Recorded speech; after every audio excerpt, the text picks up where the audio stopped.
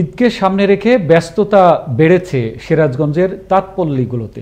তবে কাঁচামালের মূল্য বৃদ্ধিতে চিন্তিত তাঁতশিল্প সংশ্লিষ্টরা। তবে সার্বিক বিষয়ে ব্যবস্থা নেওয়ার আশ্বাস বাণিজ্যমন্ত্রীর। সিরাজগঞ্জ থেকে সাধন কুমার দাসের প্রতিবেদনে থাকছে বিস্তারিত। দিনের আলো ফোটার সাথে সাথেই সিরাজগঞ্জের বেলকুচি, শাহজাদপুর, চৌহালি, এনায়েতপুর ও উল্লাপাড়া তাঁতপল্লীগুলোতে শুরু হয় তাঁত বুননের খটখট শব্দ।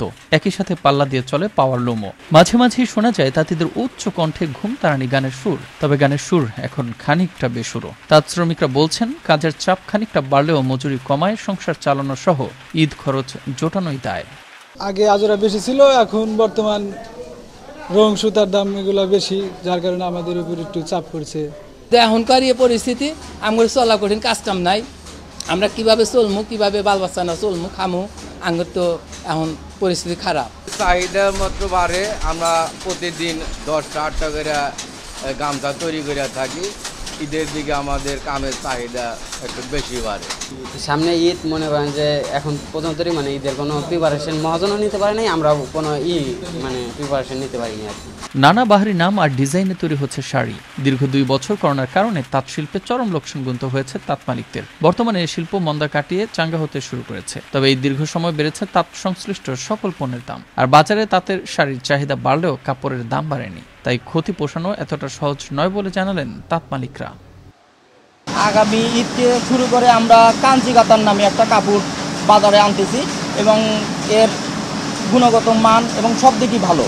সরকার যদি উদ্যোগ নেয়, সুতার দামটা বৃদ্ধি হয়েছে, এটা কমলিকারে চাওয়াটার সমাধান হয়ে যাবে। তার কারণে আমরা যদি তাঁত ওরমভাবে চালাই, অন্তত তার শ্রমিকরা খায় দায় বাঁচবে। তাঁত শিল্পকে রক্ষায় সরকার ব্যাপক তৎপর। তবে রং ও সুতার অস্বাভাবিক মূল্য বৃদ্ধির বিষয়টি খতিয়ে দেখে ব্যবস্থা নেওয়ার কথা উল্লেখ করে তাঁত শিল্পের প্রতি সরকার সুনজর রয়েছে বলে জানালেন বাণিজ্যমন্ত্রী টিপু মুন্সি। তবে আমার তরফ থেকে সার্বিক সহযোগিতা থাকবে, যেন তাঁত শিল্পের জন্য বা তাঁতের জন্য, এটা অলরেডি একটা ডিক্লারেশন কিন্তু আছে, তাই না? তো সেটাকে যেন আরো তাড়াতাড়ি করে সেটাকে অ্যাক্টিভ করা যায়, কুইক যেন তা রেজাল্ট আসে, সেটা আমরা চেষ্টা করব। সিরাজগঞ্জের তাঁতের শাড়ির চাহিদা দেশের সীমানা পেরিয়ে বিদেশেও রয়েছে। এই সাফল্য ধরে রাখতে তাই শ্রমিকদের ন্যূনতম চাহিদা নিশ্চিত করার পাশাপাশি অবকাঠামোগত সমস্যাগুলো দূর করতে সরকারি পৃষ্ঠপোষকতার আশা করছেন সংশ্লিষ্টরা।